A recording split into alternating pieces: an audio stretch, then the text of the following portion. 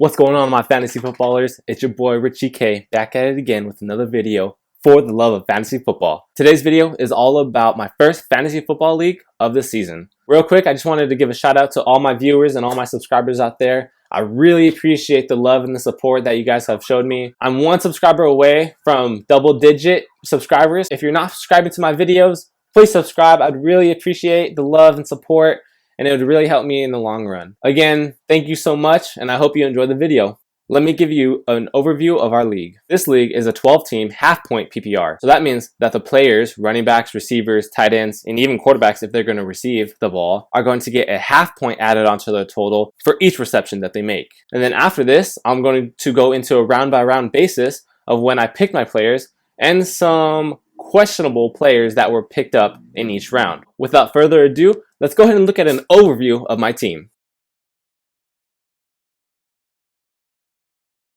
So as you can see, my quarterback is Matthew Stafford. My two starting receivers are Chris Godwin and Kenny Galladay. My two running backs are Christian McCaffrey and Todd Gurley. My tight end is Zach Ertz. And my flex position is Jarvis Landry. My starting kicker is Matt Gay for the Tampa Bay Bucs. And my defense is again going to be week-by-week basis. But for the first week is the Indianapolis Colts because they are playing the Jacksonville Jaguars. Taking a look at my bench, I was able to pick up AJ Green, Phillip Lindsay, Brandon Cooks, Justin Jefferson, Ke'Shawn Vaughn, and Austin Hooper. At a quick glance of my team, I'm extremely happy about how this draft turned out. I know Chris Godwin is going to be a monster in the slot. Christian McCaffrey is going to get his receptions and his rushing yards. I'm not expecting another 2,000 yard season, but I am expecting him to get at least 1,600 to 1,800 yards total and probably double-digit touchdowns. I did take a flyer on Todd Gurley a little bit early in the draft, just because he was sitting there and I needed a running back, as you'll see in the round-by-round basis.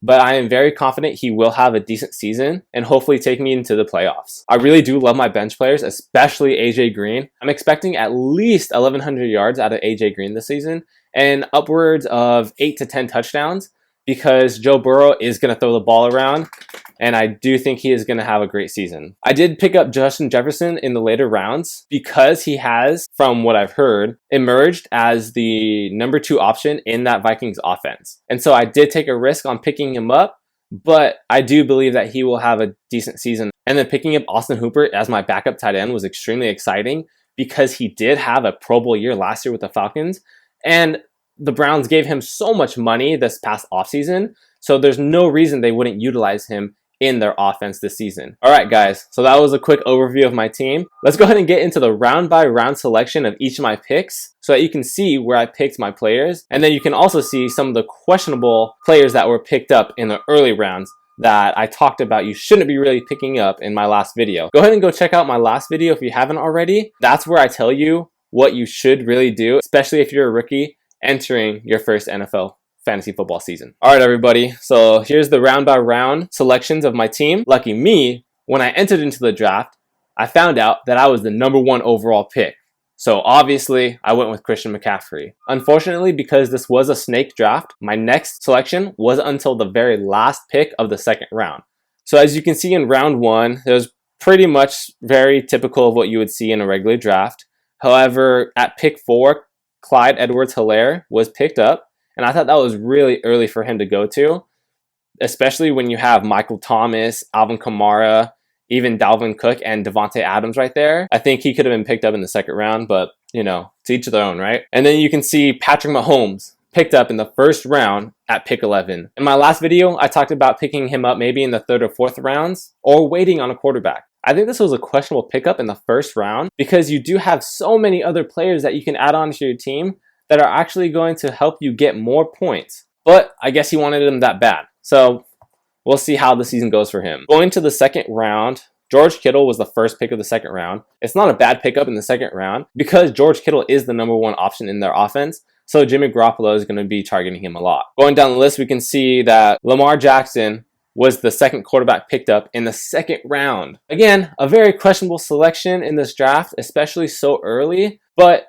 Lamar Jackson is a rushing quarterback, and he is going to get his rushing yards and rushing touchdowns So it was a little give and take in that. As you can see, I was able to pick up Chris Godwin as the last pick in the second round. I was very happy to see that he fell all the way down to me because Tom Brady goes to his slot receivers so much that this pick was a no-brainer. And then my first pick in the third round, it was Kenny Golladay. I think Kenny Golladay is going to have another monster season if and hopefully Matthew Stafford stays healthy. Now going through the rest of the third round, you can see that Dak Prescott was selected in the middle of the third round. I didn't say this before, but this league was a bunch of Dallas Cowboys fans. However, this does not mean you need to take Dak Prescott in the middle of the third round. And same goes for Kyler Murray.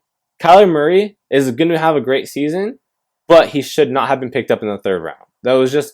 It's just questionable selections by other people. And then another questionable pickup was Calvin Ridley at the end of the third round. I like Calvin Ridley a lot this season. However, him being picked up in the third round is not something I like. I really don't expect him to have a 1,000-yard season or anything like that. Going into the fourth round, there wasn't a whole lot of questionable picks except for pick number 6 of CeeDee Lamb. Again, this league was a bunch of Cowboys fans. However, I do not think that was a good pickup.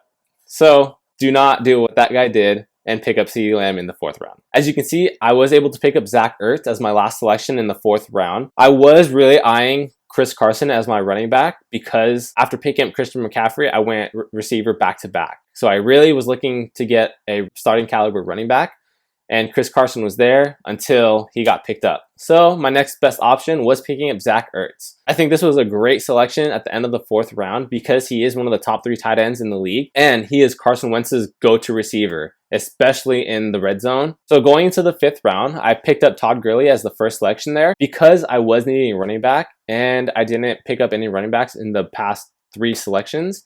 So I do believe Todd Gurley was my best selection here, especially since Leonard Fournette was the next best running back. Going through the rest of round 5 was quite interesting because Russell Wilson did end up going in this round, which actually is a very good pickup because Russell Wilson is another rushing quarterback and he is one of the best passers in the league. Going to round 6, you can see that a lot of running backs were taken off the board in the first 5 picks, and then Deshaun Watson being picked up 6 overall in the 6th round by going to Disneyland. This is another great value pick in the 6th round for Deshaun Watson. Even though he might not have the best receiving core, he's still going to have a lot of great games and a lot of touchdowns scored. And at the end of the 6th round and going to the 7th round, you can see that I picked up Jarvis Landry and AJ Green back to back. Having Jarvis Landry as my flex position gives me a lot of success for the future because Baker Mayfield loves targeting Jarvis Landry so much that Jarvis Landry is going to get a lot of the looks and a lot of points. I think AJ Green, like I said before, can have a great season with Joe Burrow, but we'll wait and see. Going through the rest of round 7, you can see a couple quarterbacks being taken off the board here. 1 in Josh Allen and 2 in Aaron Rodgers. You know, these are okay selections, but I really think they could have gone a lot later in the draft because Josh Allen had 1 decent season so far, and I really don't think he's going to have a good season this year. Going to round 8, you can see that Carson Wentz and Tom Brady and Drew Brees were all picked up. So at the end of this round, I was up, and I decided to take Matthew Stafford. I really think that Matthew Stafford is going to have a really great bounce-back season and will throw for almost 5,000 yards and upwards of 30 touchdowns. Going to round 9, I really started to have trouble picking up players because my team was pretty much set. So I started to look at my cheat sheet a little more and decided to pick up Phillip Lindsay. I know Phillip Lindsay is the backup running back right now to Melvin Gordon, the Broncos offense, but I really think Phillip Lindsay is going to have a great season. Not maybe 1,000 yards, but he is a receiving threat and can get a lot of those receiving points. Going through the rest of the round, you can see one huge glaring pickup, and that's Justin Tucker at number 10 in the 9th round. In my last video, I specifically said to take kickers and defenses in the last round.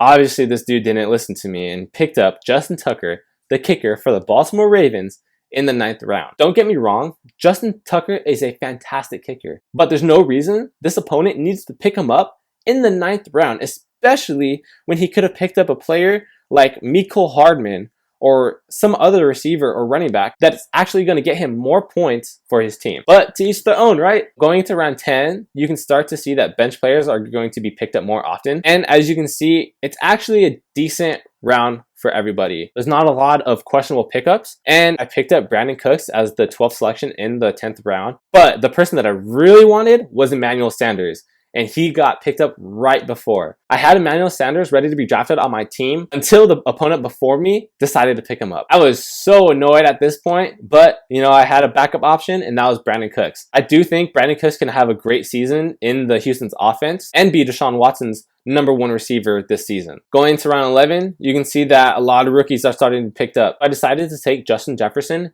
as my first selection in the 11th round. I think this is a great selection, especially this late in the draft, because he is going to be the #2 receiver, and he is a very dynamic player. Going into the last few rounds of the draft, I wasn't really worried about my team because I was really excited for all the players that I picked beforehand. But as you can see, the last few rounds, a lot of kickers and defenses went off the board.